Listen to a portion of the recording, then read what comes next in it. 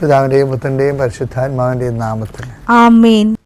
നമുക്ക് പ്രാർത്ഥിക്കാം. അമ്മേ പരിശുദ്ധമ്മേ, അമ്മേ പരിശുദ്ധമ്മേ, ദൈവമാതാവേ, കൃപാസനത്തിലൂടെ ഞങ്ങൾക്കും ഞങ്ങളുടെ ദേശത്തിനും അമ്മ മധ്യസ്ഥം തേടി തന്ന എല്ലാ അനുഗ്രഹങ്ങൾക്കും കൃപകൾക്കും ഞങ്ങളിപ്പോൾ ഹൃദയം നിറഞ്ഞ നന്ദി പറയുന്നു.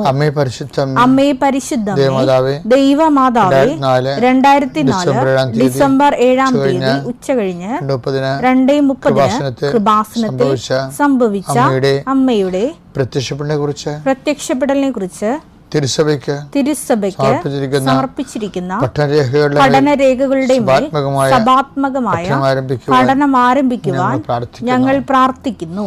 അമ്മേ പരിശുദ്ധമ്മേ, ഭൂസ്വർലോകങ്ങളുടെ രാജ്ഞിയായ അങ്ങേയ്ക്ക് ഭൗമസംരക്ഷണത്തിനായി പ്രപഞ്ചപ്രകൃതിയെ തന്നെ തിരുസഭ പ്രതിഷ്ഠിക്കുവാൻ ഈ പ്രത്യക്ഷീകരണം വഴി ഇടയാക്കണമേ. പരിശുദ്ധമ്മേ, ജപമാല മാതാവേ, സകല കൃപാസനം പ്രാർത്ഥനകളോടും ചേർത്ത് ഞങ്ങളിപ്പോൾ പ്രാർത്ഥിക്കുന്ന ഈ കുടുംബത്തിന്റെ പ്രത്യേക നിയോഗം. ഇന്നത്തെ നിയോഗം പറ മക്കളെ.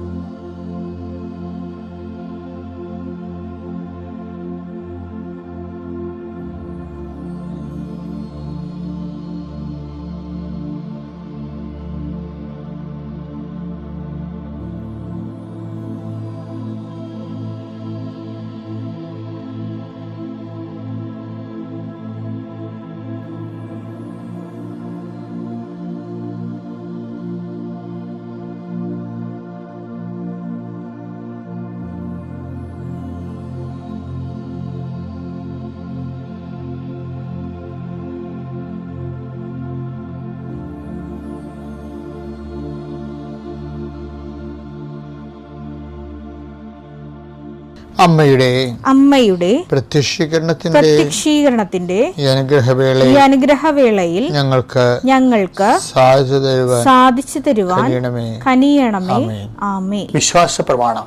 സർവശക്തനായ പിതാവും ആകാശത്തിന്റെയും ഭൂമിയുടെയും സൃഷ്ടാവുമായ ദൈവത്തിൽ ഞാൻ വിശ്വസിക്കുന്നു. അവിടുത്തെ ഏകപുത്രനും ഞങ്ങളുടെ കർത്താവുമായ ഈശോ മിശിഹായിലും ഞാൻ വിശ്വസിക്കുന്നു.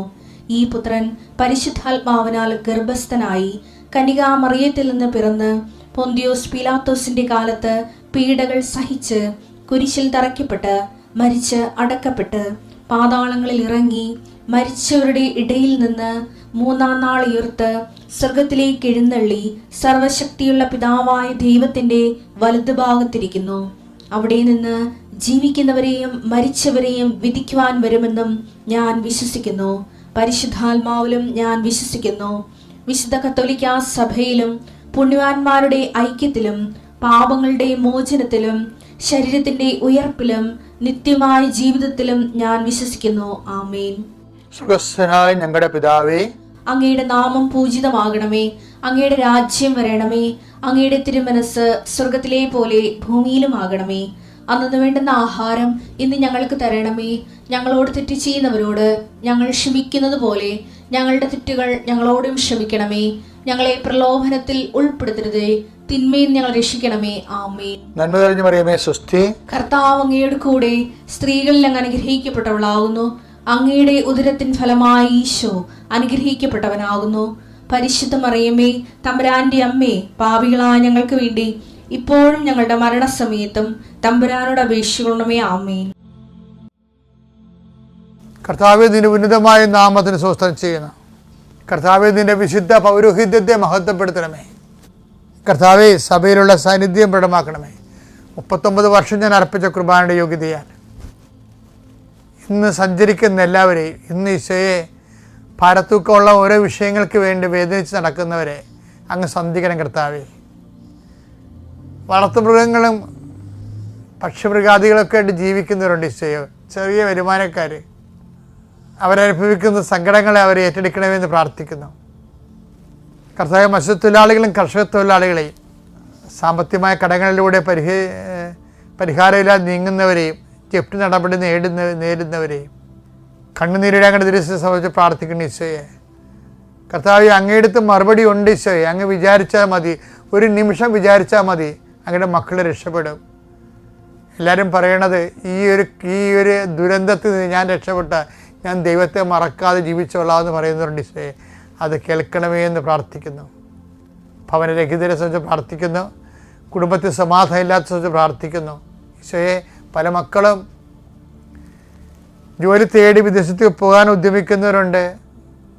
അവിടെ ആശങ്കയാൽ വിസ പുതുക്കി കിട്ടാത്തവരുണ്ട്. അവരെല്ലാം സമർപ്പിച്ചുകൊണ്ട് പ്രാർത്ഥിക്കുന്നു ഈശോയെ.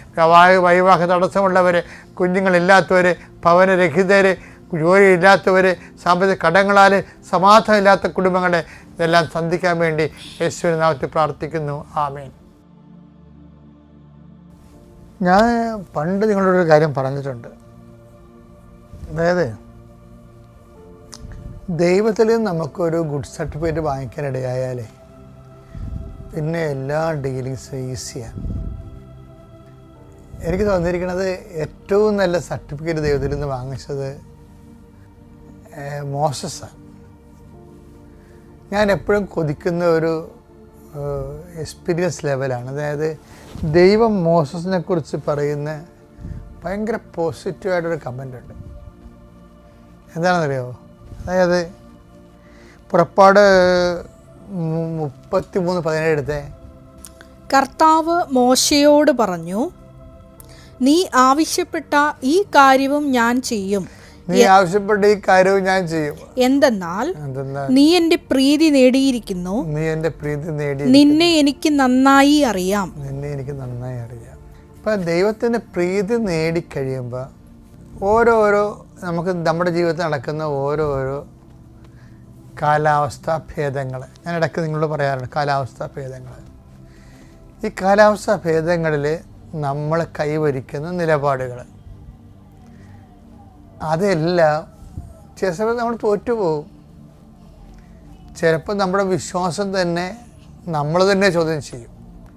എന്നിട്ടും നമ്മൾ വിശ്വാസത്തിൽ അതിൻ്റെ റിട്ടേൺസ് ഒന്നും ഇല്ലെങ്കിലും ആ വിശ്വാസത്തിൽ തന്നെ നമ്മൾ നിലനിൽക്കും. അങ്ങനെ നിലനിന്ന ഒരാളാണ് മോസസ്. അഹ്റോനും പോയി, എല്ലാവരും പോയി. അപ്പോഴും മോസസ് കർത്താവിൻ്റെ വചനങ്ങൾക്ക് ചെവി കൊടുത്തും അതിനുവേണ്ടി സമൂഹത്തിൽ ഒറ്റപ്പെട്ടും അതിനുവേണ്ടി പട്ടിണി നിന്നും അതിനുവേണ്ടി ജനങ്ങളുടെ ഇടയിൽ ഒരു ഭ്രാന്തനായി ചിത്രീകരിക്കപ്പെട്ടും നന്മയ്ക്ക് വേണ്ടി ചെയ്ത കാര്യങ്ങളെല്ലാം തിന്മയായിട്ട് ഭവിക്കുമ്പോഴും വിശ്വാസത്തിൽ നിന്ന് ഇളകാതെ ഈ മനുഷ്യങ്ങനെ നിൽക്കുകയാണ്. അപ്പം അങ്ങനെ കുറേ അനുഭവങ്ങളായപ്പോൾ ദൈവം അവസാനം പറയണതാണ്, എനിക്ക് നിന്നെ നന്നായി അറിയാം, അതുകൊണ്ട് നീ പറയുന്ന ഈ കാര്യവും ഞാൻ നിനക്ക് വേണ്ടി ചെയ്തു തരുമെന്ന്. എപ്പോഴും നമ്മുടെ മുമ്പിലുള്ള നിങ്ങൾ വിശ്വാസ ജീവിതത്തിൽ എപ്പോഴും വിജയം ഉണ്ടാകണം നിർബന്ധമില്ല. വിശ്വാസ ജീവിതത്തിൽ പലപ്പോഴും 60% ചിലപ്പോൾ പരാജയമായിരിക്കും. അത് കാര്യം വിശ്വാസത്തിൽ 60% പരാജയം വരാൻ കാര്യം വിശ്വാസത്തിലൂടെ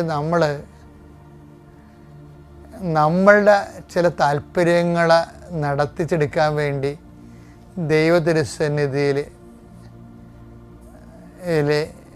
വ്യാപരിക്കണ കാണാം. അങ്ങനെയുള്ള ഉദ്യമങ്ങളൊക്കെ ദൈവത്തിന് അഡ്രസ്സ് ചെയ്യാൻ പറ്റാത്തത് കൊണ്ട് അത് മിക്കവാറും പരാജയമായിരിക്കും. പിന്നെ തന്നെയല്ല, ചില കാര്യങ്ങൾ നിങ്ങൾ ചോദിക്കുന്നത് എന്താണെന്ന് നിങ്ങൾക്ക് തന്നെ അറിയില്ല എന്ന് പറഞ്ഞില്ലേ? മത്തായി 20:22. യേശു മറുപടി നൽകി, നിങ്ങൾ ചോദിക്കുന്നത് എന്താണെന്ന് നിങ്ങൾ അറിയുന്നില്ല. ഇങ്ങനെ ചില സമയത്ത് പ്രാർത്ഥനയ്ക്ക് ഉത്തരം കിട്ടാതിരിക്കാനുള്ള സാധ്യതയുണ്ട്. കാര്യം ചോദിച്ചതിൻ്റെ നമുക്ക് തരികയാണെങ്കിൽ അതിൻ്റെ റിപ്രക്കഷൻസും സൈഡ് എഫക്ട്സും പാർശ്വഫലങ്ങളും കൊണ്ട് നമ്മൾ തന്നെ വലയും. ഇപ്പം അതറിയാൻ പറ്റാതെ നമ്മൾ ചില അപ്പോഴത്തെ സാഹചര്യത്തിൻ്റെ സമ്മർദ്ദം കൊണ്ട് നമ്മൾ ചോദിച്ചു പോകും. പക്ഷേ അതായിരിക്കത്തില്ല ദൈവ പദ്ധതി നമുക്ക് ഗുണകരമായി മാറുന്നത്. ഇങ്ങനെയുള്ള വിഷയങ്ങൾ വരുമ്പോൾ എനിക്ക് കാണുന്നത് ചില കാര്യങ്ങൾ ദൈവത്തിൽ നിന്ന് കിട്ടുന്നില്ലെന്ന് പറയുമ്പോൾ അത് താമസിക്കുമെന്ന് പറയും. ഒരു കാരണവശാലും പ്രാർത്ഥനയ്ക്ക് മാന്യം ഉണ്ടാക്കരുത്. പല അണ്ണന്മാരും ദൈവം ചിലപ്പോൾ നമ്മുടെ കസര കളിക്ക് ചില ആൾക്കാർ ഒരു മണിയടിച്ച് കഴിയുമ്പോൾ ചിലർ ഔട്ടാകത്തില്ലേ, അതുപോലെ തന്നെയാണ് നമ്മുടെ ജീവിതത്തിൽ ഓരോ പ്രശ്നങ്ങൾ ഉണ്ടായി കഴിയുമ്പോൾ നമ്മൾ ദൈവത്തിൻ്റെ സന്നിധിയിൽ നിന്ന് ഔട്ടാകും. അതെങ്ങനെ ഔട്ടാകണമെന്ന് വെച്ച് കഴിഞ്ഞാൽ, നമ്മൾ ചില കാര്യങ്ങൾ ഇപ്പോൾ അഡ്മിഷൻ കിട്ടിയില്ല, അല്ലെങ്കിൽ ആ ഇൻ്റർവ്യൂ പരാജയപ്പെട്ടു, അല്ലെങ്കിൽ മാർക്ക് കുറഞ്ഞു പോയി, ഞാൻ കുറേ പ്രാർത്ഥിച്ചതാണ് എന്നിട്ട് മാർക്ക് തന്നില്ല എന്ന് പറഞ്ഞുകൊണ്ട് ഒരു 100 പേര് പ്രാർത്ഥിച്ചാൽ 100 പേർക്ക് മാർക്ക് കുറഞ്ഞു പോയെന്ന് വിചാരിച്ചോ, അതിൽ 90 പേരും ദൈവസന്നിധിയിൽ നിന്ന് പോകും. ശരിക്കും പറഞ്ഞാൽ അങ്ങനെയുള്ള ജലദോഷ പനിക്കാർ പോകാൻ വേണ്ടി തന്നെയായിരിക്കും ചിലപ്പോൾ ഈശോ അത് പറയാം. അതാണ് പ്രലോഭനങ്ങൾ ഉണ്ടാവേണ്ടതാണെന്ന് പറയുന്നില്ലേ. മത്തായി 18:7 പ്രലോഭനങ്ങൾ നിമിത്തം ലോകത്തിന് ദുരിതം പ്രലോഭനങ്ങൾ ഉണ്ടാകേണ്ടതാണ് എന്നാൽ പ്രലോഭന ഹേതുവാകുന്നവന് ദുരിതം. അതന്നെ. ഇപ്പം പ്രലോഭനങ്ങൾ ഉണ്ടാകണേ എന്തിനാണെന്ന് അറിയാമോ? ഞാൻ സംസാരിച്ചതല്ല, കസേര കളി ഒരാൾ തിരിഞ്ഞു നിന്ന് ഇങ്ങനെ മണിയടിച്ചുകൊണ്ടിരിക്കും. അവസാനം ഒരു കസേരക്ക് 2 പേരാണ് ഓടുന്നത്. മണിയടി നിൽക്കുമ്പോൾ ഒരാൾ കസേര കിട്ടും, ഒരാൾ പുറത്താകും. അങ്ങനെ പുറത്താകുമ്പോൾ പുറത്താകുന്ന ആൾ അവർ വിശ്വാസിയാണെങ്കിൽ ചില സമയത്ത് ആ പുറത്താകുന്നത് കൊണ്ട് ചിലപ്പോൾ ദൈവത്തിൽ നിന്ന് അകന്നു പോകും. അങ്ങനെ ഒരു വിഷയത്തിൻ്റെ പേരിൽ ദൈവത്തിൽ നിന്ന് അകന്നു പോകണവനാണെങ്കിൽ അകന്നു പോകേണ്ട തന്നെ ചെയ്യണമെന്നുള്ളതാണ് ദൈവത്തിൻ്റെ നിലപാട്. അതുകൊണ്ടാണ് പറയുന്നത് പ്രലോഭനങ്ങൾ ഉണ്ടാവേണ്ടതാണെന്ന് പറഞ്ഞത്. ഇങ്ങനെയുള്ള അലപരാധി വിശ്വാസികളില്ലേ, ഇവരെ ഗെറ്റ് ഔട്ട് അടിക്കാൻ, ഫിൽട്ടർ ചെയ്യാൻ നല്ല കാര്യമാണ് പ്രലോഭനങ്ങൾ എന്ന് പറയുന്നത്. യേശുവേ നന്ദി, യേശുവേ സ്തോത്രം. ആദ്യം തന്നെ ദേവകുമാരനും പരിശുദ്ധ അമ്മയ്ക്കും കോടാനുകോടി നന്ദി. എൻ്റെ പേര് നോബൽ ടോമി. ഞാൻ കോട്ടയം ജില്ലയിൽ വിജയം രൂപതയുടെ സെൻറ്റ് ബോനിബോസ് ഇടവയിൽ നിന്ന് കാണക്കാരിൽ നിന്നാണ് ഞാനിവിടെ വരുന്നത്. ഏകദേശം ഞാൻ ഉടമ്പടി എടുത്തിരിക്കുന്നത് ഫെബ്രുവരി 11-ാം തീയതിയാണ് എൻ്റെ ആദ്യത്തെ ഉടമ്പടി. ഇപ്പം ഞാൻ എൻ്റെ 3ാമത്തെ ഉടമ്പടിയിലാണ് നിൽക്കുന്നത്. ആദ്യത്തെ ഉടമ്പടിക്ക് കാരണഭൂതനായ ഒരമ്മയും കുഞ്ഞും, എന്നെ ആദ്യമേ തന്നെ പറയട്ടെ, ഞാനൊരു ബേക്കറി 4 വർഷമായി ഒരു ബേക്കറി നടത്തുകയായിരുന്നു. വളരെ സാമ്പത്തികമായ ബുദ്ധിമുട്ടോടു കൂടി ഈ മാർച്ചിൽ ആ ബേക്കറി എനിക്ക് ക്ലോസ് ചെയ്യേണ്ടി വന്നു. കടബാധ്യതയായിരുന്നു എനിക്ക് കാരണം. വളരെയധികം ദിവസം ഞാൻ ഈ ലാസ്റ്റ് ദിവസം കട അടയ്ക്കുന്നതിന് മുന്നേ ഇരുന്ന് പ്രാർത്ഥിച്ച്, ദൈവമേ ഞാനിത് എന്ത് ചെയ്യും, കട അടയ്ക്കണോ വേണ്ടയോ എന്ന് ആലോചിച്ച് പലവട്ടം ഞാൻ ചിന്തിച്ചിരുന്ന സമയത്താണ് എൻ്റെ കടയിലേക്ക് ഒരമ്മയും കുഞ്ഞും കയറി വരുന്നത്. എന്നോട് ചോദിച്ചു, എന്നാ ചേട്ടാ വിഷമിച്ചിരിക്കുന്നത്? ഞാൻ പറഞ്ഞു, സാധനങ്ങളൊന്നുമില്ല മേടിക്കാൻ, സാമ്പത്തികമായ ബുദ്ധിമുട്ടുമായി ഞാൻ തികച്ചു. അപ്പോൾ എന്നോട് പറഞ്ഞു, ആ വന്ന യുവതി എന്നോട് പറഞ്ഞു, ചേട്ടൻ ഒന്നുകൊണ്ടും പേടിക്കേണ്ട, ഞാൻ 1 മാസത്തെ ശമ്പളം മേടിച്ചിട്ടാണ് ഞാൻ ഈ കടയിൽ ഇപ്പോൾ വന്നത്. ചേട്ടനറിയാവോ, ആലപ്പുഴയിലുള്ള കലവൂരിലുള്ള കൃപാസനത്തിൽ പോയിട്ടാണ് എനിക്കിന്ന് ഈ ശമ്പളം മേടിക്കാൻ സാധിച്ചതും ചേട്ടായുടെ കടയിൽ വരാനും സാധിച്ചതും. ചേട്ടായി ഒന്നുകൊണ്ട് ഭാരപ്പെടേണ്ട, ചേട്ടായുടെ കടബാധ്യത മാറുകയും സന്തോഷത്തോടു കൂടി ചേട്ടയുടെ കാര്യങ്ങൾ മുൻപോട്ട് നടക്കുകയും ചെയ്തു എന്ന് പറഞ്ഞു തന്നു. ഞാൻ അങ്ങനെ ആ മോൾ പറഞ്ഞു തന്ന കാര്യം അനുസരിച്ചിരുന്ന് പ്രാർത്ഥിച്ചു. ഒരാഴ്ചക്കാരിരുന്ന് പ്രാർത്ഥിച്ചു. ഞാൻ ആ യുവതി എനിക്ക് പറഞ്ഞ എല്ലാ കാര്യങ്ങളും അതുപോലെ തന്നെ ഇരുന്ന് ഒരാഴ്ച പ്രാർത്ഥിച്ചു. എനിക്ക് ദൈവിക അനുഗ്രഹം കിട്ടുകയുണ്ടായി. അങ്ങനെ ഞാൻ ഈ ദേവാലയത്തിൽ വരുവാൻ ഏകദേശം ഫെബ്രുവരി 11-ാം തീയതി ഞാൻ ഈ ദേവാലയത്തിലേക്ക് വരികയുണ്ടായി. വരുന്ന സമയത്ത് ഞാനും എൻ്റെ വൈഫും എൻ്റെ മോളും കൂടിയാണ് ഞാൻ ഈ പള്ളിയിൽ വന്നത്. രാവിലെ 5 മണിയായപ്പോൾ ഞാൻ എൻ്റെ ഭവനത്തിൽ നിന്ന് പോകുന്നതാണ്. ജപമാല ചൊല്ലി ഞാനിവിടെ വന്നപ്പോൾ ആദ്യത്തെ സെക്ഷനിൽ എനിക്ക് കയറാൻ പറ്റില്ല ഉടമ്പടി ക്ലാസ്സിൽ. പിന്നെ ഞാൻ ഇവിടെ ഇരുന്ന് ജപമാല ചൊല്ലി പ്രാർത്ഥിച്ചു, കരഞ്ഞ് പ്രാർത്ഥിച്ചു, ദൈവമേ എനിക്ക് ഉടമ്പടിയിലൂടെ എൻ്റെ കാര്യങ്ങൾ നേടിത്തരണമേ, ഞാൻ അങ്ങ് പറയുന്ന എല്ലാ കാര്യങ്ങളും അനുസരിച്ചോളാമേ എന്ന് ഞാൻ പ്രാർത്ഥിച്ചു.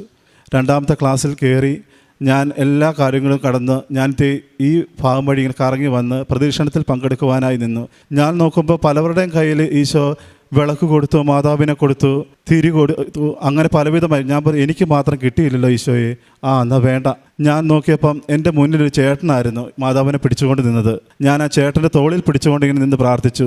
എനിക്ക് ലഭിച്ചില്ലെങ്കിലും ഞാൻ ഈ ചേട്ടനെ തൊട്ട് നിന്നോളാം. ഞാൻ അമ്മയെ തൊട്ട പോലെ തന്നെയാണ് ഞാനും തൊട്ടത്. ഒരു നിമിഷം ഞാൻ കണ്ണുനീരോട് പ്രാർത്ഥിച്ചപ്പോൾ ഞാൻ നിൽക്കുന്ന നിലത്ത് നിന്ന് പയ്യെ ഉയർന്ന പോലെയും സുഗന്ധ പരിമളം കൊണ്ട് എന്നെ തൊടുകയും ചെയ്തു. അപ്പോഴേ ഞാൻ പ്രാർത്ഥിച്ചു, അമ്മേ എൻ്റെ നിയോഗങ്ങളുടെ മേൽ അമ്മ എന്നെ അത്ഭുതപ്പെടുത്തിയല്ലോ. അങ്ങനെ ഞാൻ ഇവിടെ നിന്ന് പ്രാർത്ഥിച്ചു, തിരിച്ചു പോയി ഉടമ്പടിയിൽ തന്നെ ഞാൻ ജീവിച്ചു. ആ ഒരു മാസം കഴിഞ്ഞ് വീണ്ടും ഞാൻ മാർച്ച് 15-ാം തീയതി എൻ്റെ കട ഞാൻ പൂട്ടി വീണ്ടും ഞാൻ ജോലിയില്ലാതെ ഭവനത്തിലിരുന്നു, ഉടമ്പടിയിൽ തന്നെ ഇരുന്ന് പ്രാർത്ഥിച്ചു. അങ്ങനെ ഇരുന്നപ്പോൾ എൻ്റെ വൈഫ് പറഞ്ഞു, ചേട്ടൻ നമുക്ക് ജോലിയില്ലല്ലോ, ഇനി എന്ത് ചെയ്യും, നമ്മുടെ മുൻപോട്ടുള്ള കാര്യങ്ങൾ കടബാധ്യത തീർക്കണം. അങ്ങനെ എൻ്റെ ഉള്ള വാഹനങ്ങൾ വിറ്റ് കട മുഴുവൻ ഞാൻ തീർത്തു. അങ്ങനെ മാർച്ച് 31 ഡേറ്റ് ഇട്ട് ഞാൻ പ്രാർത്ഥിക്കാൻ തുടങ്ങി. ഇങ്ങനെ പ്രാർത്ഥിച്ചു, എനിക്ക് ഇസ്രയേലിൽ നിന്നൊരു വിളി വരണം.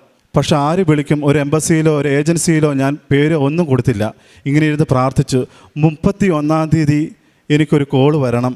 അങ്ങനെ ഡേറ്റ് ഇട്ട് ഞാൻ പ്രാർത്ഥിച്ച് 31-ാം തീയതി രാവിലെയായി, ഉച്ച കഴിഞ്ഞു, വൈകുന്നേരമായി, രാത്രിയായി, 7:30 ആയപ്പോഴും ഞാൻ വൈഫിനോട് പറഞ്ഞു, ഒരു കോള് പോലും വന്നില്ലല്ലോ. നമ്മൾ ഡേറ്റ് എഴുതി ഇടുകയും ചെയ്ത്. പലവരും പറഞ്ഞു ഡേറ്റ് ഇട്ട് കഴിഞ്ഞാൽ അത്ഭുതം പ്രവർത്തിക്കുമെന്ന്.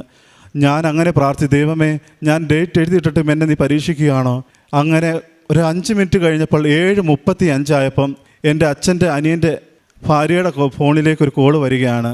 സുഹൃത്ത് വിളിച്ചിട്ട് പറഞ്ഞ്, ഇങ്ങനെ ഒരു ഇസ്രായേൽ ദേശത്തേക്ക് കൊണ്ടുപോകാനായി എനിക്ക് താല്പര്യമുണ്ട്, ആരെങ്കിലും ഉണ്ടെങ്കിൽ ഒന്ന് പറയാവോ? അങ്ങനെ എൻ്റെ അച്ഛൻ്റെ അനിയൻ്റെ ഭാര്യ എൻ്റെ വീട്ടിലേക്ക് വരികയും ഈ കോള് തരികയും അറ്റൻഡ് ചെയ്യുകയും ഞാൻ ചെയ്യുകയായിരുന്നു. അവിടെ തൊട്ട് എൻ്റെ പ്രോസസ്സിങ്ങുകളെല്ലാം തുടങ്ങി. യാതൊരു പൈസയുമില്ല. 19 ലക്ഷം രൂപ അടുത്തോളം വേണമെന്ന് പറഞ്ഞു. ഞാൻ അതൊന്നും ചിന്തിച്ചില്ല, എല്ലാം നടക്കും ഉറച്ച് വിശ്വസിച്ചു. അങ്ങനെ ഫെബ്രുവരി, മാർച്ച്, ഏപ്രിൽ, മെയ്, അങ്ങനെ എൻ്റെ ആദ്യത്തെ ഉടമ്പടി കഴിഞ്ഞ് ജൂണിൽ 2ാമത്തെ ഉടമ്പടിയിലോടുകൂടി ഞാൻ മുംബൈയിലേക്ക് പോയി ക്ലാസ് കൂടി. 2ാമത്തെ ഉടമ്പടി ഇരിക്കെ ചെയ്യുകയെ ഞാൻ ആദ്യത്തെ ഉടമ്പടിയിൽ പാലിച്ച എല്ലാ കാര്യങ്ങളും, പക്ഷേ 2ാമത്തെ ഉടമ്പടിയിൽ എനിക്ക് സാധിച്ചില്ല. പലതും മുടങ്ങിപ്പോയി. രാവിലെ എഴുന്നേൽക്കുന്ന കാര്യങ്ങളിലും അങ്ങനെ എല്ലാ കാര്യങ്ങളിലും പ്രാർത്ഥനയും സമയം തെറ്റിയായിരുന്നു 2ാമത്തെ ഉടമ്പടി. ആദ്യം കത്തിയ പോലെ 2ാമത്തെ ഉടമ്പടി എനിക്ക് കത്തിയില്ല. ഞാൻ 2ാമത്തെ ഉടമ്പടി പൂർത്തീകരണത്തോടു കൂടി ഞാൻ വീണ്ടും ഇവിടെ വന്നു. മൂന്നാമത് ഉടമ്പടി എടുക്കാൻ വേണ്ടി വന്നത് ആഗസ്റ്റ് 11-ാം തീയതിയാണ്. ഞാനിവിടെ വന്ന് പ്രാർത്ഥിച്ചപ്പോൾ ഒരു കാര്യം ഞാൻ പ്രാർത്ഥിച്ചുള്ളൂ, എൻ്റെ 3ാമത്തെ ഉടമ്പടിയിൽ ഇവിടെ ഇരിക്കുന്ന അസൈൻമെൻറ്റിൽ എനിക്ക് എത്ര മാർക്കാണോ അതിൽ കൂടുതൽ മാർക്ക് എനിക്ക് കൂട്ടിയാൽ കിട്ടണം അമ്മയെന്ന് ഞാൻ പ്രാർത്ഥിച്ചു.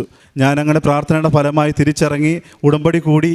ഞാൻ തിരിച്ച് ഇവിടെ വന്ന് ഓരോ സാർമാരുടെ അടുത്ത് പ്രാർത്ഥിച്ചപ്പോൾ ഞാൻ ഒരു സിസ്റ്ററിനെ കണ്ടു. സിസ്റ്ററിൻ്റെ പേര് എനിക്കറിയത്തില്ല. ഞാൻ സിസ്റ്ററിനോട് പറഞ്ഞു, എനിക്ക് അച്ഛനെ ഒന്ന് കണ്ടാൽ കൊള്ളാമെന്നുണ്ട്. ഞാനിങ്ങനെ ഇസ്രയേലിന് പോകാൻ വേണ്ടി ഇരിക്കുകയാണ്. എനിക്കൊന്ന് അച്ഛനെ കണ്ട് പ്രാർത്ഥന. ഇതുവരെ എനിക്ക് ഇൻ്റർവ്യൂ വന്നില്ല. ഒരു മാസത്തെ ക്ലാസ്സും കഴിഞ്ഞ് ഞാൻ വന്നതാണ്. ആരും വിളിച്ചില്ല. എല്ലാ കാര്യങ്ങളും പ്രോസസ്സിങ്ങെല്ലാം കഴിഞ്ഞു. എൻ്റെ കൂട്ടുകാർക്കെല്ലാം വന്നു. 1.5 മാസം കഴിഞ്ഞ് എന്നെ വിളിച്ചില്ല. അപ്പോൾ എന്നോട് സിസ്റ്റർ പറഞ്ഞു, ഇത്രയും തിരക്ക് ഇവിടെ നിൽക്കുമ്പോൾ നിനക്ക് ഉടനെ അച്ഛനെ കാണാൻ പറ്റുമെന്ന് തോന്നുന്നില്ല.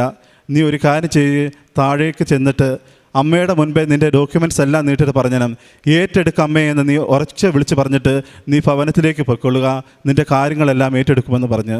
അങ്ങനെ ഓഗസ്റ്റ് 11-ാം തീയതി ഞാനിവിടെ വന്ന് അമ്മയോട് ഏറ്റെടുക്കാൻ പറഞ്ഞിട്ട് ഞാൻ എൻ്റെ ഭവനത്തിലേക്ക് പോയി വീണ്ടും പ്രാർത്ഥനയിലിരുന്നു. ഓഗസ്റ്റ് 11 കഴിഞ്ഞു, വീണ്ടും പ്രാർത്ഥനയിലിരുന്നു, പ്രാർത്ഥിച്ചു. ഉടമ്പടിയിൽ തന്നെ എല്ലാ കാര്യങ്ങളും ഞാൻ നിർത്തി. അങ്ങനെ ഓഗസ്റ്റ് 19-ാം തീയതി ഞാൻ രാവിലെ തൊട്ടിരുന്ന ഒരു പ്രതീക്ഷയുണ്ട്, വിളിക്കുമെന്ന് പ്രതീക്ഷയുണ്ട്. 11 മണിയായപ്പം എൻ്റെ ഫോണിലേക്ക് ഒരു കോൾ വരികയാണ്, റെഡിയായിരിക്കുക, വീഡിയോ കോൾ റെഡിയായിരിക്കുക. അങ്ങനെ വീഡിയോ കോളാണ് വന്നത്. ഫസ്റ്റ് കോൾ ഏജൻസിയുടെ, ഇസ്രയേലിൻ്റെ. പക്ഷേ എൻ്റെ ദൈവം അവിടെ എന്നെ തോൽപ്പിച്ച പോലെ ആയിപ്പോയി. അതിന് മുന്നേ ഞാൻ ഉറങ്ങിപ്പോയി. ഞാൻ ഈ കോള് വരുന്നൊന്നും കണ്ടില്ല. 2 പ്രാവശ്യം എൻ്റെ ഫോണിലേക്ക് 10 മിനിറ്റ് മുന്നേ റെഡിയായിരിക്കണമെന്ന് പറഞ്ഞ സമയത്ത് വീണ്ടും 12:30 വിളിച്ചു, 1:30 വിളിച്ചു. അങ്ങനെ സമയം മാറി വിളിച്ചു. ഞാൻ സുഖനിദ്രയിൽ കടന്നുറങ്ങി. പക്ഷേ ഞാൻ ഈ കോളുകളൊന്നും കണ്ടില്ല. വൈകുന്നേരം 6 മണിയായപ്പോൾ 5:45 സമയം കഴിഞ്ഞപ്പോഴാണ് ഞാൻ ഈ കോൾ ഫോണിൽ കാണുന്നത്. വാട്സപ്പ് ഓപ്പൺ ചെയ്തപ്പോൾ ഞാൻ ഞെട്ടിപ്പോയി. എൻ്റെ കൂടെയുള്ളവരെ എല്ലാം ഞാൻ വിളിച്ചു ചോദിച്ചു. അപ്പം എല്ലാവരും പറഞ്ഞു, ഞങ്ങൾക്കൊക്കെ കോള് വന്നല്ലോ, നിനക്ക് വന്നില്ലേന്ന് ചോദിച്ചു. ഞാൻ പറഞ്ഞു, എനിക്ക് വന്നു, പക്ഷേ എനിക്ക് എടുക്കാൻ പറ്റിയില്ലല്ലോ, എന്ത് ചെയ്യുമെന്ന് ഞാൻ ചോദിച്ചു. ഉടനെ തന്നെ എന്നോട് പറഞ്ഞു, നീ ഒരു കാര്യം ചെയ്യ്, ആ വന്ന മെസ്സേജിലേക്ക് ഇങ്ങനെ ഇടുക, I am sorry, I am waiting for you. ഞാനിങ്ങനെ എഴുതിയിട്ടു. ഞാൻ വളരെ ഇതോടുകൂടി പ്രാർത്ഥിച്ചു, ദൈവമേ എനിക്ക് മാത്രം എന്തു പറ്റി, ഞാൻ ഉറങ്ങിപ്പോയി, ഇത്രയും ദിവസം ഞാൻ ഉണർന്നിരുന്നു, ആ സമയമായപ്പോൾ എന്നെ ഉറക്കിക്കളഞ്ഞുവല്ലോ. വീണ്ടും രാത്രിയോളം 10 മണി വരെ ഞാൻ വെയിറ്റ് ചെയ്തിരുന്നു, കോള് വരും. ആ സമയം കഴിഞ്ഞു പോയി. പിറ്റേ ദിവസം 20-ാം തീയതി ഞാൻ ഇതുപോലെ 11 മണി ആയപ്പോൾ ഞാൻ വീണ്ടും ഒരുങ്ങിയിരുന്നു. 12 മണി ആയപ്പം ഡയറക്റ്റ് കോള് വിളിക്കുകയാണ്. പക്ഷേ ആ ഒരു കോള് ഏജൻസിയുടെ മാത്രമല്ലായിരുന്നു, എന്നെ തിരഞ്ഞെടുത്ത ഫാമിലിയും കൂടി ഗ്രൂപ്പ് കോളായിട്ടാണ് എന്നെ വിളിച്ചത്. തക്ക സമയത്ത് ഞാൻ ആ കോൾ എടുത്തു, അറ്റൻഡ് ചെയ്തു. പക്ഷേ അവർ ഇംഗ്ലീഷ് മാത്രം സംസാരിക്കുന്ന രീതിയിലാണ്, ബേസിക് മാത്രമേ എനിക്കറിയത്തുള്ളൂ. ഞാൻ പരിശുദ്ധ അമ്മയുടെ ജപമാല കൈ പിടിച്ചുകൊണ്ട് ഉപ്പ് വിതറി ആദ്യം തന്നെ ഞാൻ വീഡിയോയുടെ മുന്നിൽ ഇരുന്നോട് പ്രാർത്ഥിച്ചു, സ്വർഗാരോഹണ ദൈവമേ, അങ്ങേ സന്നിധിയിൽ ഞാൻ ഇരിക്കുകയാണ്, എനിക്ക് യാതൊന്നും ഇംഗ്ലീഷ് നല്ല രീതിയിൽ സംസാരിക്കാനും പറ്റുന്നില്ല, ബേസിക് മാത്രമേ എന്നെ ഇവരുടെ മുന്നിൽ പിടിച്ചു നിർത്തുവാൻ എന്നെ അനുവദിക്കണമേ എന്ന് പ്രാർത്ഥിച്ചു. അങ്ങനെ ഇരുന്ന് ഞാൻ വിശ്വാസപ്രമാണം ഉറച്ചു ചൊല്ലിയ സമയത്ത് എന്നോട് പറഞ്ഞു, ഞങ്ങൾ റെഡിയാകുവാണ്, നീ റെഡി ആയിക്കൂ എന്ന് പറഞ്ഞു. ആ സമയം കൂടി ഞാൻ വിശ്വാസ പ്രമാണം ചൊല്ലി ഇരുന്ന് പ്രാർത്ഥിച്ചു. ഒരു 5 മിനിറ്റ് മുന്നേ തന്നെ അവരെന്നോട് ചോദിച്ചു ചോദ്യങ്ങൾക്കെല്ലാം എനിക്ക് ഇംഗ്ലീഷിൽ തന്നെ മറുപടി പറയാൻ പറ്റി. ഒരു 2-3 ക്വസ്റ്റ്യൻ കഴിഞ്ഞപ്പോൾ ചോദ്യത്തിന് ഞാൻ സ്റ്റക്കായി പോയപ്പോൾ ഞാൻ ചിരിച്ചിരുന്നു. ഞാനൊന്നും മിണ്ടിയില്ല. എൻ്റെ ദൈവം എന്നോട് പറഞ്ഞു ചിരിച്ചുകൊണ്ടിരിക്കുക. ഞാൻ ചിരിച്ചു തന്നെ ഇരുന്നു. ഭയപ്പെട്ട് എൻ്റെ കാലുകളെല്ലാം വിറയ്ക്കുന്നുണ്ടായിരുന്നു. എങ്കിലും ഞാൻ ആ ഇരുന്ന ഇരിപ്പിൽ തന്നെ ദൈവത്തോട് പ്രാർത്ഥിച്ചുകൊണ്ടിരുന്നു. ദൈവമേ, ഞാൻ എന്ത് മറുപടി പറയും? ചിരിച്ചുകൊണ്ട് തന്നെ വീണ്ടും ഇരുന്നു. എന്നോട് പറഞ്ഞു, പോയി ഇച്ചിരി വെള്ളം കുടിച്ചിട്ട് വാ, 5 മിനിറ്റ് വീണ്ടും ഞങ്ങൾ വിളിക്കാമെന്ന് പറഞ്ഞു. വീണ്ടും വെള്ളം കുടിച്ച് ഞാൻ വന്നിരുന്നു. കറക്റ്റ് 5 മിനിറ്റ് കഴിഞ്ഞപ്പോൾ വീണ്ടും അവരെന്നെ വിളിച്ചു. എൻ്റെ കാര്യങ്ങളെല്ലാം ചോദിച്ചു. നിനക്ക് പേഷ്യൻ്റ് റെഡിയാണ്, നിന്നെ അവർക്ക് ഇഷ്ടപ്പെട്ടു, നീ ജെനുവിനാണ്, നിനക്ക് ഞങ്ങൾ ഉറപ്പ് തരുന്നു, നിന്നെ ഞങ്ങൾ രക്ഷിക്കപ്പെട്ടിരിക്കുന്നത് പോലെ ഞാൻ പ്രാർത്ഥിച്ചു. ദൈവമേ, ഈ സമയം കൊണ്ട് ഞാൻ പ്രാർത്ഥിച്ചു. ഇനി എന്താണ് ഇവർ പറയുന്നത്? അങ്ങനെ കോൾ കട്ടായി പോവുകയാണ്. വീണ്ടും എൻ്റെ സുഹൃത്തുക്കളെ ഞാൻ വിളിച്ചു പറഞ്ഞു, എനിക്ക് കോൾ ഇന്ന് വിളിച്ചിരിക്കുന്നു, നിങ്ങളെ വിളിച്ചിട്ട് എന്തായി? ഞങ്ങളാരും സെലക്ട് ആയില്ല. അങ്ങനെ ഞാൻ വീണ്ടും ആ ആഴ്ച കഴിഞ്ഞു. 26-ാം തീയതി, ഓഗസ്റ്റ് 26-ാം തീയതി എൻ്റെ ബർത്ത്ഡേ ആയിരുന്നു. ഞാൻ 6 പൊതി ചോറ് വെച്ച് ഞാൻ വീട്ടിൽ രാവിലെ അമ്മയോട് പറഞ്ഞു, നമുക്ക് കോട്ടയത്തുള്ള നഗരത്തിൽ നിർധനരായ ഒത്തിരി പേർക്ക് കൊടുക്കാൻ പറ്റിയില്ലെങ്കിലും 6 പൊതി ചോറ് കൊണ്ട് കൊടുക്കാം അമ്മയെന്ന് പറഞ്ഞു. അങ്ങനെ രാവിലെ എൻ്റെ ജന്മദിനമായിക്കൊണ്ട് ഞാൻ 6 പൊതി ചോറ് 6 നിയോഗങ്ങൾ മേൽ പ്രാർത്ഥിച്ചുകൊണ്ട് ഞാൻ കോട്ടയം നഗരം വഴി നടന്നു. നിർധനരായ 6 പേരെ കണ്ടെത്തി ഞാൻ അവർക്ക് കൊടുത്തു. അന്ന് വൈകുന്നേരം ഞാൻ വീട്ടിൽ വന്ന് പ്രാർത്ഥിച്ചു, ദൈവമേ, എൻ്റെ കാര്യത്തിനൊരു തീരുമാനമുണ്ടാകണമേ. വിളിച്ച ഇൻ്റർവ്യൂ കഴിഞ്ഞിട്ട് ഒരാഴ്ചയാകുകയാണ്. അങ്ങനെ വൈകുന്നേരം 7:30 കഴിഞ്ഞ് 8 എന്നെ വിളിക്കുന്നു. എൻ്റെ വിസായും എൻ്റെ മദാഷായും എൻ്റെ ജോബ് ഓർഡറും റെഡിയായി, നീ എത്രയും വേഗം ഇവിടുന്ന് കയറിപ്പോരുക എന്ന്. അങ്ങനെ ഞാൻ യേശുവിനോട് നന്ദി പറഞ്ഞു. അങ്ങനെ എൻ്റെ കാര്യങ്ങൾ ഇത്രത്തോളം നടന്നാലും ഇനിയും എനിക്ക് വേണം 19 ലക്ഷം രൂപ വേണം എനിക്ക് പോകാൻ. പക്ഷേ പൈസയും റെഡിയായില്ല, കയറി പോകാനും പറയുന്നു. അങ്ങനെ ഞാനിന്ന് പ്രാർത്ഥിച്ചു. കഴിഞ്ഞ ഞായറാഴ്ച ഞാൻ വൈകിട്ട് 10 മണിയോടുകൂടി ഞാനും എൻ്റെ അമ്മയും കൈകോർത്തിന്ന് പ്രാർത്ഥിച്ചു. പരിശുദ്ധ അമ്മയുടെ മുൻപിൽ ജപമാല ചൊല്ലിക്കൊണ്ട് ഈ കാശ് രൂപം നീട്ടി ഞാൻ പ്രാർത്ഥിച്ചു, അമ്മേ, ഈ 19 ലക്ഷം രൂപയിൽ ഞാൻ എങ്ങനെ ഇത് തിരിച്ചു കൊടുക്കും? അവർക്ക് എനിക്ക് സമയത്തിന് കയറിപ്പോവുകയും ചെയ്യണമല്ലോ, എന്ത് ചെയ്യുമെന്ന് പ്രാർത്ഥിച്ചു. ആ രാവിലെ 5 മണി വരെ ഞാൻ ഉണർന്നിരുന്ന് പ്രാർത്ഥിച്ചു. എല്ലാം എൻ്റെ അമ്മ കേട്ടു. അങ്ങനെ കഴിഞ്ഞ ഞായറായി, തിങ്കളായി, ചൊവ്വാഴ്ചയായി എൻ്റെ ഒരു സുഹൃത്ത് വിളിച്ച് പറഞ്ഞു, നീ ഒന്നുകൊണ്ട് ഭാരപ്പെടേണ്ട, നിൻ്റെ കാര്യം നടത്തിക്കൊള്ളാം, നീ നേരെ കയറി പൊക്കോളുക, പൈസ ഞാൻ തന്നോളാം. അങ്ങനെ ഞാൻ ഈ വരുന്ന ബുധനാഴ്ച ഞാൻ കയറി പോവുകയാണ്. ഇസ്രയേൽ എന്ന ദേശത്ത് ടെല്ലവീവ് എന്ന സ്ഥലത്ത് പെറ്റ്വാറ്റിക്വ എന്ന സ്ഥലത്തേക്കാണ് ഞാൻ പോകുന്നത്. നിങ്ങൾ എനിക്ക് വേണ്ടി പ്രാർത്ഥിക്കണം, നിങ്ങൾക്ക് വേണ്ടി ഞാനും പ്രാർത്ഥിക്കും. പരിശുദ്ധ അമ്മ വഴിയായി ഈ കിട്ടിയ എനിക്ക് അനുഗ്രഹത്തിന് കോടാനുകോടി ഞാൻ നന്ദി പറയുന്നു. ഈ ദേശത്ത് വന്നതുകൊണ്ട് കണ്ണീരോടുകൂടി ഞാൻ വന്നു. സന്തോഷത്തോടെ ഞാൻ ഈ അൽത്താരയിൽ നിൽക്കുന്നു. 1000 നന്ദി അമ്മയ്ക്കും പരിശുദ്ധ ദൈവകുമാരനും. അമ്മ ജീവനോടെ പ്രത്യക്ഷപ്പെട്ട ഈ പുണ്യ അൾത്താരയിൽ അമ്മയ്ക്ക് സാക്ഷിയാക്കി, പ്രത്യക്ഷീകരണത്തിൻ്റെ സാക്ഷിയാക്കി ഞങ്ങളെ ഉയർത്തിയതിന് ഒരുപാട് നന്ദി പറയുന്നു. എൻ്റെ പേര് രേഖ, എൻ്റെ ഹസ്ബൻഡ് റോയ്. ഞങ്ങൾ മാള സെൻറ്റ് സ്റ്റെനിസ്ലാവോസ് ഫൊറോന ചർച്ച് ഇടവകാംഗങ്ങളാണ്. ആദ്യമായി എനിക്ക് ഉടമ്പടി എടുക്കാനുണ്ടായിരുന്ന സാഹചര്യം വളരെ ബുദ്ധിമുട്ടിലായിരുന്നു, ബാക്ക് പെയിനായിട്ട്. 2022 ജാനുവരിയിൽ പെട്ടെന്ന് ഒരു ചെടിച്ചട്ടി പൊക്കിയപ്പോൾ ഉണ്ടായ വേദന മൂലം ഒട്ടും എഴുന്നേൽക്കാൻ പോലും കഴിയാതെ, ഒന്നും ചെയ്യാനായിട്ട് എഴുന്നേൽക്കാനോ പറ്റാതെ വളരെ വിഷമിച്ചിരുന്ന സമയത്ത് ഡോക്ടേഴ്സിനും 2-3 ഡോക്ടേഴ്സിനെ മാറി കണ്ടു. മരുന്ന് കഴിക്കും, പെയിൻ കില്ലർ കഴിക്കും, മാറും. അതല്ലാതെ എഴുന്നേറ്റ് നടക്കാനോ എൻ്റെ കാര്യങ്ങൾ പോലും ചെയ്യാൻ പോലും എനിക്ക് പറ്റാതിരുന്ന സമയമായിരുന്നു. ആ സമയത്ത് എനിക്ക് വേണ്ടി എൻ്റെ അനിയത്തി വന്ന് ഇവിടെ ഉടമ്പടി എടുത്തു. ഉടമ്പടി എടുത്ത് അവൾ പ്രാർത്ഥിച്ചു. ഉടമ്പടി തൈലം കൊണ്ടുവന്ന് എൻ്റെ ഈ ബാക്കിൽ പുരട്ടി പ്രാർത്ഥിക്കുമായിരുന്നു. അങ്ങനെ MRI ചെയ്തു. MRI ചെയ്ത് കഴിഞ്ഞപ്പോൾ ബൾജിങ് ആണെന്ന് പറഞ്ഞു. ഡോക്ടർ പറഞ്ഞത് ഇനി ഒരിക്കലും തനിക്ക് തൻ്റെ കാര്യങ്ങൾ തന്നെ കൃത്യമായി ചെയ്യാനായിട്ട് സാധിക്കില്ല. എപ്പോഴും വീട്ടിൽ നിന്ന് കുനിഞ്ഞ ഒരു പാത്രം പോലും ഭാരമുള്ള സാധനങ്ങളൊന്നും എടുക്കാനായിട്ട് പറ്റില്ല. എല്ലാവരും ശ്രദ്ധിച്ച് വേണം ചെയ്യാനായിട്ട്. ഇടയ്ക്കിടയ്ക്ക് ഇങ്ങനെ പെയിൻ ഉണ്ടാകും. അപ്പോൾ നന്നായി റെസ്റ്റ് എടുത്ത് എക്സസൈസ് ചെയ്താണ് അത് മാറാനായിട്ട് പറ്റുള്ളൂ എന്ന് പറഞ്ഞിരുന്നത്. ഇതിന് ശേഷം ഞാനിങ്ങനെ ഉടമ്പടി തൈലം എന്നും പുരട്ടി പ്രാർത്ഥിച്ചു. അങ്ങനെ മെയ് ആയപ്പോഴത്തേക്കും എനിക്ക് റിലീഫായി തുടങ്ങി. അങ്ങനെ ഞാൻ 2022 മെയ് മാസം 22-ാം തീയതി ഇവിടെ വന്ന് ആദ്യമായി ഉടമ്പടി എടുത്തു. ഉടമ്പടി എടുത്തെങ്കിലും ഞാൻ വളരെ ഭാരപ്പെട്ടാണ് ഞാൻ ആ ഉടമ്പടിയിൽ മുന്നോട്ട് പോയത്. എനിക്ക് ഒട്ടും പറ്റുന്നില്ല. അങ്ങനെ പക്ഷേ ഞാൻ വെച്ച കാര്യങ്ങൾ എനിക്ക് നടക്കുന്നുണ്ടെങ്കിലും എനിക്ക് അത് നന്നായി കൊണ്ടുപോകാൻ പറ്റണ്ടായിരുന്നില്ല. അപ്പോൾ ഞാൻ വിചാരിച്ചു എനിക്കിത് പറ്റില്ല. അങ്ങനെ ഞാൻ 3 മാസം കഴിഞ്ഞ് എൻ്റെ ബാക്ക് പെയിൻ കംപ്ലീറ്റ് മാറി. ഇന്നിപ്പോൾ 2025 സെപ്റ്റംബർ മാസത്തിലാണ് ഞാൻ നിൽക്കുന്നത്. ഇന്നേ വരെ ഞാൻ അതിന് വേണ്ടി ഒരു ഹോസ്പിറ്റലിൽ മരുന്നിന് വേണ്ടി ഞാൻ ഇന്നേ വരെ പോയിട്ടില്ല. ബാക്ക് പെയിൻ വരെ ഒന്നുമില്ല. ഞാൻ ഉടമ്പടി തൈലം എന്നും എൻ്റെ തണ്ടലിൽ പുരട്ടി പ്രാർത്ഥിക്കാറുണ്ട്. അങ്ങനെ പിന്നെ എൻ്റെ ഉള്ളൊരു കാര്യം എന്ന് വെച്ചിട്ടുണ്ടെങ്കിൽ ഞാൻ വിദേശത്തേക്ക് പോകാൻ വേണ്ടിയിട്ട് കുറച്ച് നാളുകളായി ട്രൈ ചെയ്യുന്നു. 2023 ജൂൺ തുടങ്ങി ഞങ്ങൾ അതിനു വേണ്ടി ട്രൈ ചെയ്തുകൊണ്ടിരിക്കുകയായിരുന്നു. ശരിയാകുന്നില്ല. പ്രാർത്ഥിക്കുന്നുണ്ട്, പക്ഷേ ഉടമ്പടിയിൽ ജീവിക്കാനായിട്ട് എനിക്ക് പറ്റുമോ എന്നുള്ള ടെൻഷൻ. ഉപവാസം എടുക്കാൻ പറ്റുന്നില്ല, ബൈബിൾ വായിക്കാൻ പറ്റുന്നില്ല. അപ്പോൾ ഞാൻ ഇനി ഇവിടെ വന്ന് ജോസഫ് അച്ഛൻ പറയുന്ന പോലെ ഇവിടെ വന്ന് വെറുതെ ആലപ്പുഴ വന്ന് പണി വാങ്ങിക്കണ്ടല്ലോ എന്ന് വെച്ച് ഞാനത് ചെയ്യാതെ പ്രാർത്ഥിച്ചുകൊണ്ടേയിരുന്നു. 23 ഞാൻ ആദ്യത്തെ VFS എടുത്തു. എനിക്ക് ശരിയായില്ല. 23 ഞാൻ വീണ്ടും ഫ്ലൂസി വിസയ്ക്ക് വേണ്ടി വെച്ചു. അതിനുശേഷം 22 ഞാൻ നന്നായി മാതാവിനോട് പ്രാർത്ഥിക്കുവാനും കൃപാസനത്തിലെ സാക്ഷ്യങ്ങൾ നന്നായി കേൾക്കുവാനും തുടങ്ങി. അപ്പോൾ ഞാൻ വിചാരിച്ചു ഇതെനിക്ക് സാധിക്കും, മാതാവ് ഇടപെട്ട് എൻ്റെ ജീവിതത്തിൽ വ്യത്യാസങ്ങൾ വരുത്തുമെന്നും എനിക്ക് മനസ്സിലായി.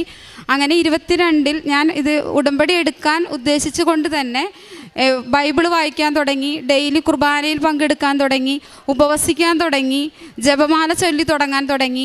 അപ്പോൾ തന്നെ എനിക്കതൊക്കെ വളരെ ഈസി ആയിട്ട് തുടങ്ങി. ഇതൊക്കെ എന്നെക്കൊണ്ട് കഴിയുമെന്ന് എനിക്ക് തോന്നി തുടങ്ങി. അങ്ങനെ ഞാൻ 24 ഫെബ്രുവരി 22-ാം തീയതി വന്ന് ഞാൻ പുതിയ ഉടമ്പടി എടുത്തു, നന്നായി ജീവിക്കാൻ വേണ്ടി തന്നെ. പുതിയ ഉടമ്പടി എടുത്തു. പുതിയ ഉടമ്പടി നന്നായി പോയി. നല്ല സ്മൂത്തായിട്ട് എനിക്ക് ഉടമ്പടി നന്നായിട്ട് ജീവിക്കാനായിട്ട്, ബൈബിൾ വായിക്കാനായാലും പ്രാർത്ഥിക്കാനായാലും കാരുണ്യപ്രവർത്തി ഞാൻ ഇത്രയും നാളായിട്ട് മറ്റുള്ളവരെ എനിക്ക് കാണാനുള്ള ഒരു ഇതുണ്ടായിരുന്നില്ല. സങ്കടങ്ങൾ കേൾക്കുമെങ്കിലും ആരെയും പോയി അവരുടെ സങ്കടത്തിൽ സഹായിക്കാനുള്ളൊരു മനസ്സൊന്നും എനിക്കുണ്ടായിരുന്നില്ല. അപ്പോൾ ഈ ഉടമ്പടി എടുത്തതിന് ശേഷം ഞാൻ അങ്ങനെയൊക്കെ ചെയ്യാൻ തുടങ്ങി കഴിഞ്ഞപ്പോൾ എൻ്റെ ജീവിതത്തിൽ ഞാനറിയാതെ തന്നെ ഒരുപാട് വ്യത്യാസങ്ങൾ വന്നു തുടങ്ങി. ആദ്യമേ തന്നെ ഞാൻ ജനിച്ചപ്പോൾ തുടങ്ങി എൻ്റെ കാൽമുട്ടിൽ നിറച്ചും മൊരിയായിരുന്നു. അതിങ്ങനെ പാരമ്പര്യമായിട്ട് കിട്ടിയതാണ്. അതുകൊണ്ട് തന്നെ ആ മൊരി എന്നെ എല്ലാവരും പലപ്പോഴും സ്കൂളിലൊക്കെ പഠിക്കുന്ന കാലത്ത് നമ്മൾ യൂണിഫോമൊക്കെ ഇട്ട് പോകുമ്പോൾ എല്ലാവരും ഇങ്ങനെ കളി വെക്കുമായിരുന്നു. ഒരുപാട് വിഷമിച്ചേക്കണ ഒരു കാര്യമാണ്.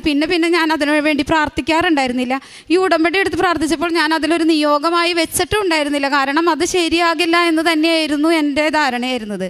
പക്ഷെ ഞാൻ എല്ലാ ദിവസവും വൈകിട്ട് പ്രാർത്ഥന കഴിയുമ്പോൾ വിശുദ്ധ തൈലം ജസ്റ്റ് ഞാനൊന്ന് എൻ്റെ കാലിൻ്റെ മുട്ടിന് താഴെ കുരിശടയാളം വരച്ച് പുരട്ടുമായിരുന്നു. അതിങ്ങനെ ഒരു റൊട്ടീൻ പോലെ അങ്ങോട്ട് പോകും. കുറച്ച് കഴിഞ്ഞപ്പോൾ ഒരു ദിവസം ഞാനിങ്ങനെ ഇരുന്ന് നോക്കി കഴിഞ്ഞപ്പോൾ എൻ്റെ ഈ മൊരിയൊക്കെ ഇങ്ങനെ പൊളിഞ്ഞു പോകുന്നതായിട്ട് എനിക്ക് തോന്നി. അപ്പോൾ എനിക്ക് തോന്നണതായിരിക്കും ഇതൊരു വീണ്ടും വരും എന്ന് തോന്നി തുടങ്ങി. പക്ഷേ അത് മുഴുവനും ഇപ്പോൾ എൻ്റെ കാലുമേൽ നിന്ന് ആ മൊരി കംപ്ലീറ്റ് പോയി. ഒരാൾക്ക് പറഞ്ഞാൽ വിശ്വസിക്കില്ല. ഇപ്പോൾ എൻ്റെ കാലുമേൽ നിന്ന് അത് കംപ്ലീറ്റ് പോയി. ഇപ്പോൾ 2 കൊല്ലമായിട്ട് എൻ്റെ കാലുമേ അങ്ങനെ ഒരു സാധനം ഇല്ല. എൻ്റെ ജനിച്ചപ്പോൾ മുതലുള്ള കാര്യമായിരുന്നു അത് മാറിക്കിട്ടി. അതിനുശേഷം പിന്നെ അച്ഛൻ ഇങ്ങനെ ഉടമ്പടി പ്രാർത്ഥനയിലൊക്കെ ധ്യാനത്തിൽ എപ്പോഴും പറയും നമ്മളെ വേദനിപ്പിച്ചവർക്ക് വേണ്ടിയിട്ടൊക്കെ പ്രാർത്ഥിക്കാൻ. അപ്പോൾ ഞാനിങ്ങനെ പ്രാർത്ഥിക്കുന്ന സമയത്ത് ഇങ്ങനെ ഒരു വ്യക്തിനെ എനിക്ക് എപ്പോഴും കാണിച്ചു തരാറുണ്ട്. എന്നെ വേദനിപ്പിച്ച ഒരു വ്യക്തിനെ പല പ്രാവശ്യം പല ധ്യാനത്തിലൊക്കെ കൂടിയപ്പോൾ ഞാൻ ഈ വ്യക്തിക്കൊക്കെ വേണ്ടി പ്രാർത്ഥിച്ചിട്ടുണ്ടെങ്കിൽ പോലും വീണ്ടും ഞാൻ പ്രാർത്ഥിക്കാൻ പറയും ഈ വ്യക്തിയുടെ മുഖമായിരിക്കും എനിക്ക് എപ്പോഴും എൻ്റെ മനസ്സിൽ തെളിഞ്ഞു വരാം. പക്ഷെ ഞാൻ ഈ ആദ്യത്തെ ഉടമ്പടി എടുത്ത് ഒരു സാക്ഷ്യം കേട്ടപ്പോൾ ഞാനിങ്ങനെ കേൾക്കണ്ടായിരുന്നു, ഒരു കുട്ടി ഇങ്ങനെ പറയണ്ടായിരുന്നു, അവരുടെ കസിൻസ് ഇങ്ങനെ ഭയങ്കര വിഷമത്തിലായിരുന്നവർ ഇങ്ങോട്ട് വന്ന് നമ്മളോട് സംസാരിച്ചു എന്ന്. അപ്പം എനിക്ക് അങ്ങോട്ട് പോയി ആ വ്യക്തിയോട് സംസാരിക്കാനായിട്ട് പറ്റണുണ്ടായിരുന്നില്ല.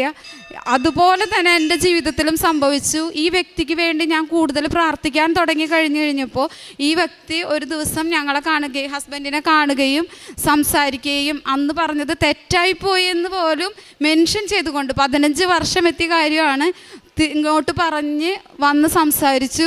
അതിനുശേഷം ഞങ്ങൾ അവരുടെ വീട്ടിൽ പോയി. ഇപ്പം നന്നായി അവരുമായിട്ടുള്ള നല്ല ബന്ധത്തിൽ ഞങ്ങൾ ആ ബന്ധം തുടർന്നുകൊണ്ടിരിക്കുന്നു. പിന്നെയുള്ളത്, ഞങ്ങൾ ഒരു ദിവസം വണ്ടിയിൽ യാത്ര ചെയ്തുകൊണ്ടിരിക്കുകയായിരുന്നു. അപ്പോൾ ഞാനിവിടുത്തെ സാക്ഷ്യങ്ങളൊക്കെ കേൾക്കുമ്പോൾ ഓരോരുത്തർ പറയും ബൈക്ക് ആക്സിഡൻറ്റിൽ നിന്ന് അല്ലെങ്കിൽ വലിയൊരു അപകടത്തിൽ നിന്ന് മാതാവ് ഞങ്ങളെ രക്ഷപ്പെടുത്തിയെന്ന്. അപ്പം ഞാൻ എൻ്റെ മാനുഷികമായ ബുദ്ധിയിൽ ഞാനിങ്ങനെ എപ്പോഴും ചിന്തിക്കും, മാതാവിന് ആ അപകടം വരുത്താതിരുന്നെങ്കിൽ അങ്ങനെ ഒന്നും ഉണ്ടാവില്ലായിരുന്നല്ലോ എന്ന് വിചാരിക്കുമായിരുന്നു. ഒരു ദിവസം ഇതുപോലെ ഞങ്ങളും 2 പേരും കൂടി 2 വീലർമ പോയിക്കൊണ്ടിരിക്കുകയായിരുന്നു. ഞാൻ വളരെ സ്ലോവിലാണ് വണ്ടി പോയിക്കൊണ്ടിരുന്നത്. പക്ഷേ ഒത്ത നടുവിൽ നല്ല തിരക്കുള്ള വഴിയാണ്. 5:30 നേരമാണ്. റോട്ടിൽ നന്നായി തിരക്കുള്ള സമയമായിരുന്നു. പെട്ടെന്ന് എൻ്റെ വണ്ടി ആക്സിഡൻ്റായി. ഒരു കൊച്ച് ഞാൻ പ്രതീക്ഷിക്കാതെ തന്നെ വന്ന് ഒരു സൈക്കിളിൽ വന്ന് എൻ്റെ വണ്ടിയിൽ മുട്ടി. കൊച്ച് വണ്ടിയുടെ അടിയിൽ പോയി. എൻ്റെ കാല് ഒരു വണ്ടിയുടെ അടിയിലേക്ക് പോയി. ചേട്ടൻ പിറകിലിരിക്കണ്ടായിരുന്നു, ചേട്ടൻ്റെ കാലും പോയി. അങ്ങനെ ഞാൻ വിചാരിച്ചു എല്ലാം കഴിഞ്ഞു, ഞങ്ങൾക്ക് കൊച്ചിന് എന്തെങ്കിലും പറ്റി, എല്ലാം ഭയങ്കര ടെൻഷനായിരുന്നു. പക്ഷേ ആൾക്കാർ ഓടി വന്ന് വേഗം എടുത്തു കഴിഞ്ഞപ്പോൾ ആ കൊച്ചിനും ഒരു പോറൽ പോലും പറ്റാതെ ആ കൊച്ചിനും സംഭവിച്ചില്ല, ഞങ്ങൾക്കും ഒന്നും പറ്റിയില്ല. ഞങ്ങൾക്ക് 2 പേർക്കോ ഞങ്ങളുടെ വണ്ടിക്കോ യാതൊരു കുഴപ്പം കൂടാതെ ആ സമയത്ത് മാതാവ് സംരക്ഷിച്ചു ഞങ്ങളെ. അപ്പോൾ ഞങ്ങൾക്ക് മനസ്സിലായി മാതാവിൻ്റെ സംരക്ഷണം ഞങ്ങൾക്ക് മനസ്സിലാക്കി തരാൻ വേണ്ടിയായിരുന്നു എന്ന്. പിന്നെ എപ്പോൾ ഞങ്ങൾ വീട്ടിൽ നിന്ന് ഇറങ്ങുമ്പോഴായാലും വിശ്വാസ പ്രമാണം ചൊല്ലി ഉടമ്പടി തൈലം പുരട്ടിയാണ് ഞങ്ങൾ എപ്പോഴും വീട്ടിൽ നിന്ന് ഇറങ്ങാറ്. ഉടമ്പടി കാശ് രൂപം എപ്പോഴും ഞങ്ങളുടെ കയ്യിലുണ്ടാവുമായിരുന്നു. പിന്നെ ഞാൻ വിദേശത്തേക്ക് പോകാനായിട്ട് ഇതുപോലെ നോക്കിക്കൊണ്ടിരുന്നിട്ടും ഞാൻ 3 പ്രാവശ്യം പുതുക്കിയിട്ടും എൻ്റെ പേപ്പറുകൾ വെച്ചിട്ട് ശരിയാകുന്നില്ല. ഓരോ കാരണങ്ങൾ പറഞ്ഞ് ഒരു പ്രാവശ്യം റിജക്ഷനായി, അല്ലെങ്കിൽ ഒരു പ്രാവശ്യം വെച്ചിട്ട് അതിൽ നാഷണാലിറ്റി തെറ്റായിട്ട് അടിച്ചു വന്നു. എന്ത് ചെയ്താൽ ശരിയാകും. അപ്പം 4ാമത് പുതുക്കാൻ വന്നു കഴിഞ്ഞപ്പോൾ ഞാൻ മാതാവിനോട് പറഞ്ഞു, മാതാവേ എനിക്ക് അമ്മ എൻ്റെ കൂടെ ഉണ്ട് എന്നുള്ളതിന് ഒരു അടയാളം എനിക്ക് ഈ പ്രാവശ്യം എനിക്ക് തരണം. അമ്മേനെ എടുക്കാനാണ് എനിക്ക് ആഗ്രഹം. പക്ഷെ അത് സാധിച്ചില്ലെങ്കിൽ ചിലപ്പോൾ എന്നേക്കാൾ കൂടുതൽ അർഹതയുള്ള ആരെങ്കിലും എൻ്റെ കൂടെ ഉണ്ടാകും. എങ്കിലും എനിക്ക് അമ്മയുടെ സാന്നിധ്യം എൻ്റെ കൂടെ ഉണ്ടെന്ന് മനസ്സിലാക്കാൻ ഒരു അടയാളം എനിക്ക് കാണിച്ചു തരണം എന്ന് പറഞ്ഞിട്ടാണ് 4ാമത് ഞാൻ ഇവിടേക്ക് ഉടമ്പടി പുതുക്കാനായിട്ട് വന്നത്. ഞാനിവിടെ നിന്ന് പുതുക്കാൻ ബസ് ഇറങ്ങി, അവിടെ നിന്ന് ഇങ്ങോട്ട് ഇറങ്ങി ആ മെയിൻ ഹാളിലേക്ക്, ഫസ്റ്റ് ഹാളിലേക്ക് കയറുന്നതിനേക്കാൾ മുമ്പ് രാവിലെ തന്നെയാണ് വന്നത്. 7:15 സമയം. ഭയങ്കര മുല്ലപ്പൂവിൻ്റെ സ്മെല്ല്. അപ്പോൾ ഞാൻ അവിടെയൊക്കെ മുല്ലപ്പൂ വെച്ചിട്ടുണ്ടോ എന്ന് നോക്കി, ആരും എങ്ങും വെച്ചിട്ടില്ല ആ സമയത്ത്. അപ്പോൾ എനിക്ക് മനസ്സിലായി മാതാവിൻ്റെ സാന്നിധ്യം എനിക്ക് അമ്മ വെളിപ്പെടുത്തി തന്നതാണ്. അപ്പോൾ എനിക്ക് മാതാവിനെ എനിക്ക് എടുക്കാൻ കിട്ടിയില്ലെങ്കിലും എൻ്റെ കാര്യം ഈ പുതുക്കലോട് കൂടി മാതാവ് എനിക്ക് നടത്തി തരുമെന്ന് എനിക്ക് മനസ്സിലായി. അങ്ങനെ ഞാൻ വന്നു, ഉടമ്പടി പുതുക്കി പോയി. അതിനുശേഷം മെയ് മാസത്തിൽ ഒരു ഡെയിലി ബ്ലെസ്സിങ്ങിൻ്റെ പ്രാർത്ഥനയിൽ അച്ഛൻ പറഞ്ഞു, നിങ്ങൾക്ക് ഏതെങ്കിലും ഒരു ഡേറ്റ് സെലക്ട് ചെയ്യണമെന്ന് ആഗ്രഹമുണ്ടെങ്കിൽ 4ഉം 5ഉം എന്നുള്ള ഡേറ്റ് നിങ്ങൾ എടുക്കാമെന്ന് പറഞ്ഞു. അപ്പോൾ എനിക്ക് ആ ഡേറ്റിനോട് അത്രയ്ക്ക് അങ്ങോട്ട് ഒരു ഇത് തോന്നിയില്ല ആ സെലക്ട് ചെയ്യാനായിട്ട്. കുറച്ചും കൂടി കഴിഞ്ഞപ്പോൾ അച്ഛൻ പറഞ്ഞു 7 എന്നുള്ള ഒരു ഡേറ്റും കൂടി മാതാവ് കാണിച്ചു തരുന്നുണ്ട് എന്ന് പറഞ്ഞു. അപ്പോൾ തന്നെ ഞാൻ എൻ്റെ മനസ്സിലിങ്ങനെ കുറിച്ചിട്ട് ഞാൻ എഴുതുന്ന ബുക്കിൽ ഞാൻ എഴുതി വെച്ചു. 7 എന്നൊരു ഡേറ്റ് ഇട്ടിട്ട് ഞാൻ പ്രാർത്ഥിക്കാൻ തുടങ്ങി. അപ്പോൾ 7 എന്നുള്ള ഡേറ്റ് ഇട്ട് പ്രാർത്ഥിച്ചപ്പോൾ ഞാൻ വിചാരിച്ചു ജൂൺ 7-ാം തീയതി ആയിരിക്കും എൻ്റെ ശരിയാവുക, ജൂലൈ 7-ാം തീയതി ആയിരിക്കും എൻ്റെ ശരിയാകുക എന്നുള്ള ഒരു ക്യൂരിയോസിറ്റിയോട് കൂടി തന്നെയാണ് ഞാൻ ആ പ്രാർത്ഥന നടത്തിക്കൊണ്ടിരുന്നത്. അതിനുശേഷം ഞാൻ വീണ്ടും നന്നായി കാരുണ്യ പ്രവർത്തികളും പത്രപ്രവർത്തനം എല്ലാവരും ചെയ്തുകൊണ്ടിരുന്നു. അപ്പോൾ ഫണ്ടിൻ്റെ കാര്യങ്ങളെല്ലാം റെഡി ആവാനുണ്ടായിരുന്നു. അതെല്ലാം വളരെ സ്മൂത്തായിട്ട് ഞങ്ങൾ പ്രതീക്ഷിച്ചതിനേക്കാളും നന്നായിട്ട് ഞങ്ങൾക്കത് ഫണ്ടെല്ലാം റെഡിയായി, എല്ലാം ശരിയായി. ജൂലൈ 26, 27 ആയപ്പോഴത്തേക്കും പേപ്പർ വെക്കാം എന്ന് പറഞ്ഞു. അപ്പോൾ ഞാൻ വിചാരിച്ചു ജൂലൈ 7 VFS കിട്ടുക എന്ന്. അങ്ങനെ ഞങ്ങൾ പേപ്പർ വെച്ച് കഴിഞ്ഞപ്പോൾ ജൂലൈ 7 കിട്ടിയില്ല. അപ്പോൾ ഞാൻ വിചാരിച്ചു ഇനിയും എന്നെ മാതാവ് പരീക്ഷിക്കുകയാണോ. അങ്ങനെ ഞങ്ങൾ വീണ്ടും പ്രാർത്ഥിച്ചുകൊണ്ടിരുന്ന് കഴിഞ്ഞപ്പോൾ ഞാൻ വിചാരിച്ചു മാതാവേ 7 അല്ലെങ്കിൽ 7 റിലേറ്റഡ് ആയിട്ടുള്ള ഒരു ദിവസം എനിക്ക് VFS കിട്ടുകയാണെങ്കിൽ മാതാവ് അതിൻ്റെ കൂടെ ഉണ്ടെന്ന് എനിക്ക് മനസ്സിലാകും. അങ്ങനെ ജൂലൈ 21 എനിക്ക് VFS കിട്ടിയത്. അപ്പോൾ ആ VFSൽ നമ്മൾ എല്ലാ ഡോക്യുമെൻറ്റ്സും വെക്കുമ്പോൾ നമ്മൾ പോകുന്ന ഡേറ്റിൻ്റെ ഫ്ലൈറ്റ് ടിക്കറ്റ് അവരെടുത്ത് വെക്കും. അത് ഏജൻസാണ് എടുത്ത് വെക്കുന്നത്. അതിലും അവരെടുത്ത് വെച്ചിരുന്ന ഡേറ്റ് സെപ്റ്റംബർ 7 എന്നുള്ളൊരു ഡേറ്റ് ആയിരുന്നു.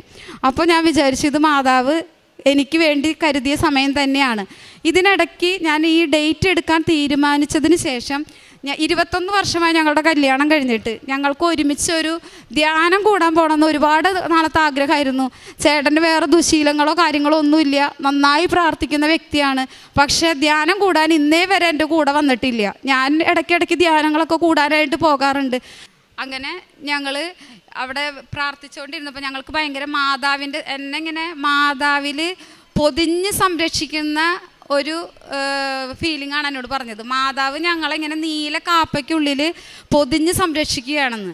അങ്ങനെ അത് കഴിഞ്ഞ് ഞങ്ങൾ ഇവിടെ വന്നു. 21 ഞങ്ങൾ VFSന് പോയി. 21 VFSന് പോയി. 22 നമ്മുടെ VFS ഓഫീസിൽ നമ്മുടെ ആപ്ലിക്കേഷൻ ആക്സെപ്റ്റ് ആയി എന്ന് പറഞ്ഞിട്ടുള്ള മെസ്സേജാണ് എനിക്ക് അവസാനം വരുന്നത്. പിന്നെ ഒരു മെസ്സേജുകളും വന്നില്ല. 25 വെളുപ്പിന് ഞാനൊരു സ്വപ്നം കണ്ടിട്ടാണ് ഉണരണത്. ഇങ്ങനെ എൻ്റെ ഏജൻറ്റ് ഞങ്ങളുടെ വിസ ഞങ്ങൾക്ക് കളർ പ്രിൻ്റ് എടുത്തിട്ട് എൻ്റെ കയ്യിൽ തരുന്നതായിട്ടാണ് ഞാൻ കാണുന്നത്. ഞാനത് ആരോടും പറഞ്ഞില്ല. ഞാനത് വേഗം എഴുതി വെച്ചു. കാരണം ഇനി പറഞ്ഞത് സത്യമാണോ എന്നറിയില്ലല്ലോ എന്ന് വെച്ചിട്ട് ഞാൻ എൻ്റെ ബുക്കിൽ എഴുതി വെച്ചു. അത് കഴിഞ്ഞ് 26 ദിവസം കഴിഞ്ഞിട്ടും യാതൊരു മെസ്സേജുകളും ഒന്നും വരുന്നില്ല. ഓഗസ്റ്റ് 14 രാവിലെ എനിക്ക് കൊറിയർ ഓഫീസിൽ നിന്നും മെസ്സേജ് വിളിച്ചു, നിങ്ങളുടെ പാസ്പോർട്ട് വന്നിട്ടുണ്ട് വാങ്ങിക്കാനായിട്ട്. ആ സമയത്ത് എനിക്ക് പോയി അന്ന് കളക്ട് ചെയ്യാനായിട്ട് പറ്റിയില്ല. ഏജൻ്റാണ് പോയി അത് വാങ്ങിയത്. ഇതുപോലെ ഞാൻ എന്താണോ സ്വപ്നം കണ്ടത് അതുപോലെ തന്നെ കളർ പ്രിൻ്റ് ആക്കി എനിക്ക് ആ ഏജൻറ്റ് എൻ്റെ കയ്യിൽ ആ സാധനം തരിക ചെയ്തത്. അപ്പോൾ ഞാൻ കണ്ട സ്വപ്നം അവിടെ ഫലവത്തായി. അതിനുശേഷം എനിക്ക് ഈ ഇതിൻ്റെ കാര്യങ്ങളെല്ലാനും പൈസയുടെ കാര്യങ്ങൾ കുറച്ചും കൂടി ചെയ്യാനുണ്ടായിരുന്നു. അതെല്ലാം വളരെ പെട്ടെന്ന് തന്നെ റെഡിയായി. 21 എനിക്ക് എൻ്റെ വിസയും ടിക്കറ്റും പോകേണ്ട ഡോക്യുമെൻറ്റ്സും എല്ലാം എൻ്റെ കയ്യിൽ കിട്ടി. ഈ 7 വെളുപ്പിന് 1:10 എൻ്റെ ഫ്ലൈറ്റ്. ഞങ്ങൾ വിദേശത്തേക്ക് പോവുകയാണ്. പിന്നെ ഞങ്ങൾ കാരുണ്യ പ്രവർത്തികളായിട്ട് രോഗികളെ സഹായിക്കാറുണ്ട്. ഞങ്ങളുടെ അടുത്ത് ഒരു വൃദ്ധസദനമുണ്ട്. ഇത്രയും നാളായിട്ട് ഞാൻ അവിടെ പോവാറുണ്ടായിരുന്നില്ല. എല്ലാവർക്കും അറിയാം ആ വൃദ്ധസദനം. പക്ഷേ ഞാൻ ഈ ഉടമ്പടി എടുത്തതിന് ശേഷം എല്ലാ ആഴ്ചയിലും ഒരു ദിവസം ഞായറാഴ്ചയാണ് അവിടെ പോയി അവരുടെ അടുത്ത് പോയി കുറേ നേരം ഇരിക്കും. അവരെ കുളിപ്പിക്കാനോ നഖം വെട്ടിക്കൊടുക്കാനോ ഭക്ഷണം കൊടുക്കാനും എല്ലാ ആഴ്ചയിലും പോവാറുണ്ട്. അപ്പോൾ അവരുടെ സ്നേഹമൊക്കെ കാണുമ്പോൾ ഒരു ദിവസം പോയില്ലെങ്കിൽ പിന്നെ എനിക്കിപ്പോൾ ഭയങ്കര വിഷമാണ് അവരുടെ അടുത്ത് ചെന്നില്ലെങ്കിൽ. ഇപ്പോൾ ഒരാഴ്ച അവർ കണ്ടില്ലെങ്കിൽ എന്തിയെ മോളെ വരാഞ്ഞെന്ന് ചോദിച്ച് നമ്മളിങ്ങനെ കാത്തിരിക്കുന്ന ആ ഒരു മനോഭാവമായിരുന്നു അവരുടെ ഇത്. അങ്ങനെ ചെയ്യാറുണ്ട്. പിന്നെ പത്രങ്ങൾ എല്ലായിടത്തും കൊണ്ട് വീടുകളിൽ കയറി ഇറങ്ങി കൊടുക്കാറുണ്ട്. യൂത്തിന് നന്നായി കൊടുക്കാറുണ്ട്. എല്ലാ മാസവും വന്ന് ഞങ്ങൾ വരിക അല്ലെങ്കിൽ വരുന്നവരുടെ അടുത്ത് വാങ്ങിച്ച് 3-4 കെട്ട് പത്രം വീതം ഞങ്ങൾ വിതരണം ചെയ്യാറുണ്ട്. പിന്നെ ഭക്ഷണം ഉണ്ടാക്കി റോഡരികിലൊക്കെ കൊണ്ടു കൊടുക്കാറുണ്ട്. പിന്നെ അനാഥ മന്ദിരത്തിൽ കൊണ്ടുപോയി വൃദ്ധസദനത്തിലൊക്കെ ഭക്ഷണം കൊടുത്തിട്ടുണ്ട്. ഇത്രയുമാണ് കാരുണ്യ പ്രവർത്തികൾ. ഇത്രയും തന്ന ഈശോയ്ക്കും അമ്മ മാതാവിനും ഒരുപാട് നന്ദി പറഞ്ഞുകൊണ്ട് ഞാൻ അവസാനിപ്പിക്കുന്നു. യെശയ്യാ പ്രവാചകൻ്റെ പുസ്തകത്തിൽ നിന്ന് 35-ാം അധ്യായം 10-ാം തിരുവചനം. കർത്താവിൻ്റെ വീണ്ടെടുക്കപ്പെട്ടവർ തിരിച്ചു വരികയും ഗാനാലാപനത്തോടെ സിയോനിൽ പ്രവേശിക്കുകയും ചെയ്യും.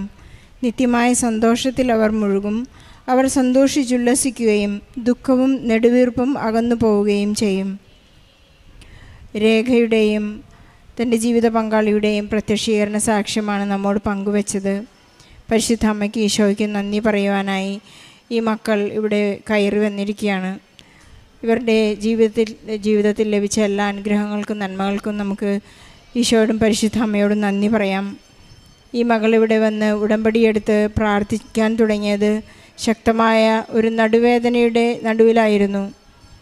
ഡോക്ടർ വിധി എഴുതി ഇനി ഒരിക്കലും ഒരു ഭാരമുള്ള വസ്തുക്കളൊന്നും എടുക്കരുത്, ഈ വേദന ഇങ്ങനെ പെയിൻ കില്ലർ കൊണ്ട് മാത്രം മെയിൻറ്റെയിൻ ചെയ്ത് പോകാവുന്ന ഒരു വേദന മാത്രമാണ്, നിങ്ങൾക്കിതിനെ ഒന്നും ചെയ്യാനില്ല എന്ന് പറഞ്ഞ് വിധി എഴുതിയപ്പോഴാണ് വളരെ സങ്കടത്തോടെ ഇവിടെ വന്ന് ഉടമ്പടി നിയോഗം വെച്ച് പ്രാർത്ഥിക്കാനായി മകൾ ആരംഭിച്ചത്.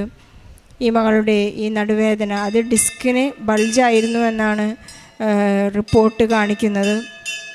ആ ഡിസ്കിൻ്റെ ബൾജ് ഉടമ്പടി തൈലം പൂശി പ്രാർത്ഥിച്ച് വളരെ ചുരുക്ക ദിവസങ്ങൾ കൊണ്ട് സമയച്ചുരുക്കത്തിൻ്റെ അമ്മ ആ വേദനയെ മകളിൽ നിന്ന് എടുത്തു മാറ്റിയെന്ന് സാക്ഷ്യപ്പെടുത്തുന്നു.